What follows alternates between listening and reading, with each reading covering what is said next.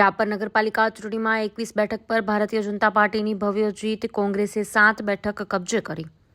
અતિ ચર્ચિત રાપર નગરપાલિકાની ચૂંટણીમાં ભારતીય જનતા પાર્ટીએ ભવ્ય જીત હાંસલ કરી લીધી છે। ગુજરાત રાજ્યમાં પ્રથમ વખત 27% ઓબીસી અનામત સાથે સ્થાનિક સ્વરાજ્યની ચૂંટણી યોજાઈ હતી। રાપર નગરપાલિકા ચૂંટણી માટે આજે નગરપાલિકા કચેરી મધ્યે મતગણતરી યોજાઈ હતી। વહેલી સવારથી જ ઉમેદવારો પોતાના સમર્થકો સાથે પાલિકા મધ્યે ઢોલ નગારા સાથે પહોંચ્યા હતા। ચૂંટણીમાં ભાજપ, કોંગ્રેસ અને આમ આદમી પાર્ટી વચ્ચે સીધો જંગ ખેલાયો હતો। તે પહેલા જ 28 બેઠક પૈકી ભાજપને વોર્ડ 4ની બેઠક બિનહરીફ મળી હતી, તો કોંગ્રેસના 3 અને આમ આદમી પાર્ટીના 1 ઉમેદવારે ભાજપના ઉમેદવારને ટેકો જાહેર કરી દીધો હતો। વોર્ડ નંબર 4 અને 7ના કોંગ્રેસના ઉમેદવારોએ ઉમેદવારી પત્રો પરત ખેંચી લીધા હતા। આમ રાપરની 7 વોર્ડની બેઠકો પર 27 બેઠકોના ઉમેદવારો માટેની મતગણતરી પ્રક્રિયા હાથ ધરવામાં આવી હતી, જેમાં ભારતીય જનતા પાર્ટીએ ભવ્ય વિજય હાંસલ કર્યો હતો। કુલ 7 વોર્ડમાંથી 21 બેઠકો કબજે કરી હતી, તો કોંગ્રેસે 7 સીટ પોતાના નામે કરી હતી।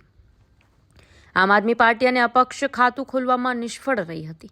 જીત બાદ ભાજપ દ્વારા વિજયી સરઘસ કાઢવામાં આવ્યું હતું। તાલુકાભરમાંથી સમર્થકો આ વિજય રથમાં જોડાયા હતા।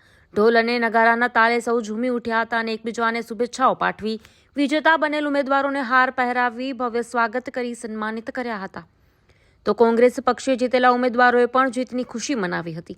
યોજાયેલી સ્થાનિક સ્વરાજ્યની આ કામગીરીમાં 65થી વધુ કર્મચારીઓ રોકાયેલા હતા।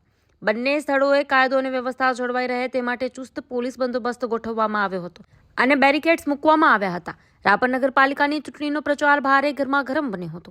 ચૂંટણી અધિકારી સુરેશભાઈ ચૌધરી, મામલતદાર એચબી વાઘેલા તથા નાયબ પોલીસ અધિક્ષક Sagar Sambla, LCB PI NN Chudasama, Rapar PI JB Bubadiya સહિતના સ્ટાફ દ્વારા ચુસ્ત બંદોબસ્ત વચ્ચે શાંતિપૂર્ણ મતગણતરી હાથ ધરવામાં આવી હતી।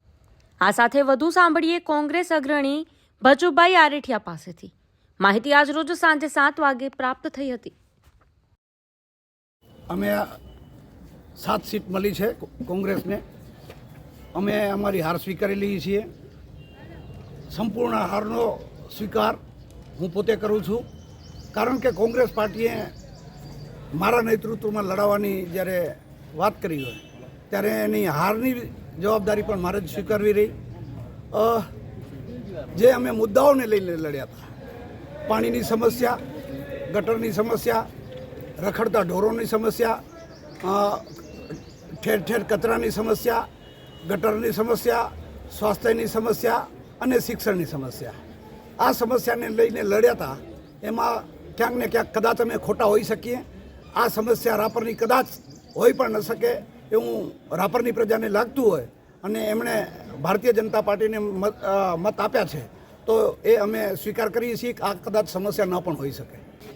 મેં પહેલાં જ કહી ચૂક્યો છું કે આ હારનો સંપૂર્ણ જવાબદારી હું લઉં છું। રાપર હંમેશા કોંગ્રેસનો ગઢ રહ્યો છે, બિલકુલ સાચી વાત છે, પરંતુ આ વખતે ક્યાંક ને ક્યાંક અમે જે અમારા યોદ્ધાઓ અને એમાંય ખાસ કરીને હું ક્યાંક ને ક્યાંક કાચા પડ્યા છીએ।